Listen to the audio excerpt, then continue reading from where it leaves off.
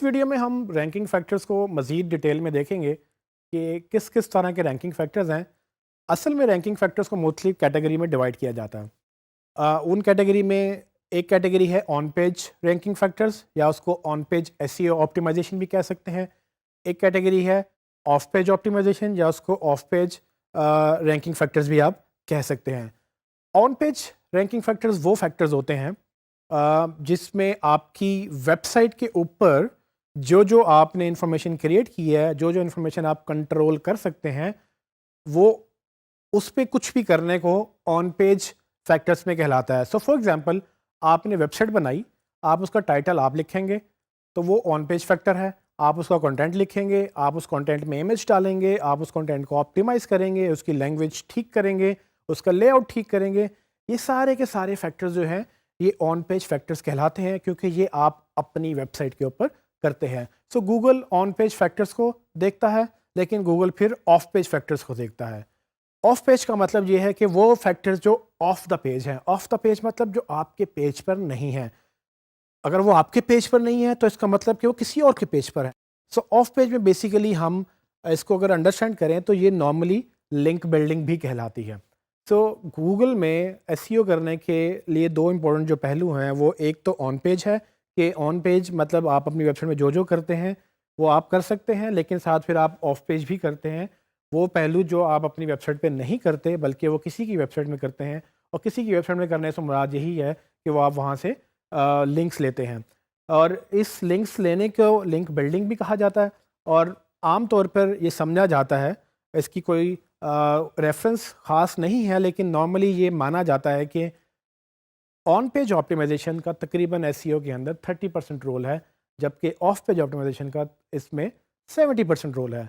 इसकी कोई गारंटी नहीं है, लेकिन अगर इम्पोर्टेंस वाइज देखा जाए तो ऑन पेज ऑप्टिमाइजेशन जो है वो एक दफ़ा हो जाती है। फॉर एग्जांपल, आपने एक दफ़ा पेज बनाया, उस पेज को आपने टाइटल भी लिख लिया, उसके ऊपर हेडिंग्स भी दे दी, उसका कंटेंट भी लिख लिया।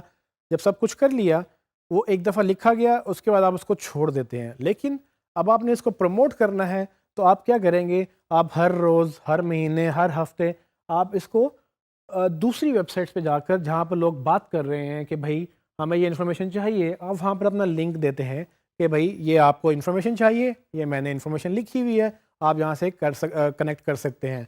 तो इसको बोलते हैं लिंक बिल्डिंग या ऑफ पेज ऑप्टिमाइजेशन, जिसमें आप एक्चुअली अपनी कंटेंट को कोशिश करते हैं कि कहीं से लिंक करें, और वो लिंक एथिकल होना चाहिए।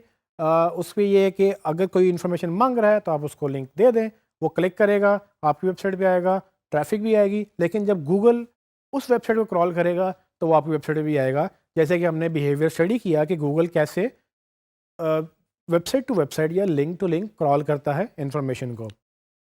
इन दो कैटेगरीज के अलावा एक तीसरी कैटेगरी जो बड़ी तेज़ी से आम हो रही है एसईओ के अंदर, वो टेक्निकल एसईओ के नाम से कहलाई जाती है।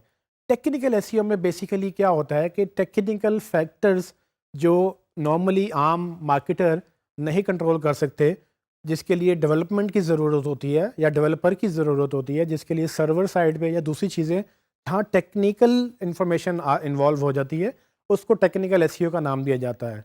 उसमें कुछ पहलू हैं, फॉर एग्जांपल कि आपको वेबसाइट की स्पीड बेहतर करनी है, तो ये टेक्निकल मैटर है। आप जितना मर्जी अच्छा कंटेंट लिख लें, अगर आपकी वेबसाइट लोड ही नहीं हो रही, अगर उसका सर्वर किसी दूसरे मुल्क में है, अगर उसकी आईपी किसी दूसरे मुल्क में है, अगर उसके ऊपर एसएसएल सर्टिफिकेट नहीं लगा हुआ, ये सारी चीज़ें टेक्निकल बुनियादों पे हैंडल की जाती हैं। और नॉर्मली एसईओ में बहुत सारी चीज़ें डेवलपर के ऊपर भी डिपेंड कर रही होती हैं। सो उन चीज़ों को नॉर्मली अगर हम कैटेगराइज करें तो वो टेक्निकल एसईओ कहलाती है। So technical SEO plus on page optimisation plus off page optimisation, ये तीनों का मजमुआ मिलाकर बेसिकली एक अच्छी एसईओ स्ट्रैटेजी बनती है, जिसके तहत आप अपनी वेबसाइट को ऑप्टिमाइज़ करते हैं और उसको कोशिश करते हैं कि वो रैंक करे।